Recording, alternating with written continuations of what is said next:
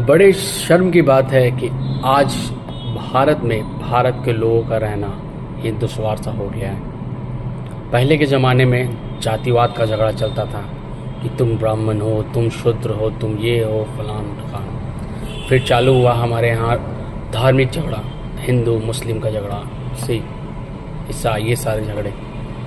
फिर शुरू हुआ वो नॉर्थ इंडियन है, वो साउथ इंडियन है, वो ईस्ट इंडियन है, वेस्ट इंडियन है।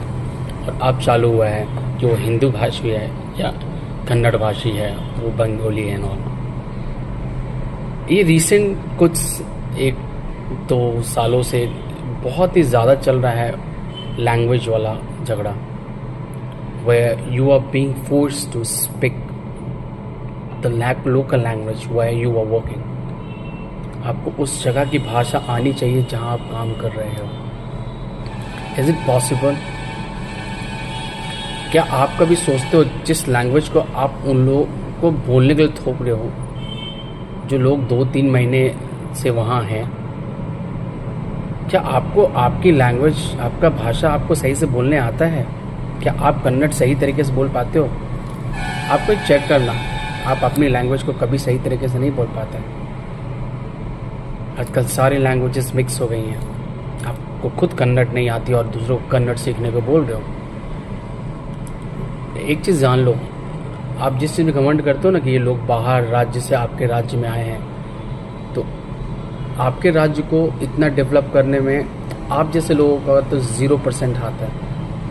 लेकिन वो लोग जो बाहर से आते हैं उन लोगों का 80% हाथ उनका है, जिन्होंने आपके राज्य को इस काबिल बनाया, आपके सिटी को इस काबिल बनाया कि बाहर से लोग आपके यहाँ काम कर सकें। अगर यही सारे लोग बाहर हो जाए, फिर से वापस चले जाएं, तो आपका राज्य, आपका सिटी फिर से उसी मुकाम में गांव की तरह हो जाएगा। बिल्डिंग्स झोपड़ी नज़र आने लगेंगे। जो फैक्ट्रीज एंड ऑल, जितने अच्छे अच्छे कंपनीज आपके सिटी में स्टेब्लिश किए गए ना, सेटअप किए गए हैं ना, अगर वो उसके ऑनर ये सोच के बनाए कि भाई यहाँ, अगर ये सोच लगे कि भाई नहीं, यहाँ तो फोर्स किया जा रहा है उनके लैंग्वेज सीखने के लिए, ये सारे कंपनीज वापस चले जाएंगे अपने अपने देश, तो आपका राज्य फिर से वहीं आ जाएगा जहाँ थे आप। तो ये गंदी और नेगेटिव चीज़ों को ना करें, इससे आपके राज्य का, आपके लोगों का नुकसान होगा।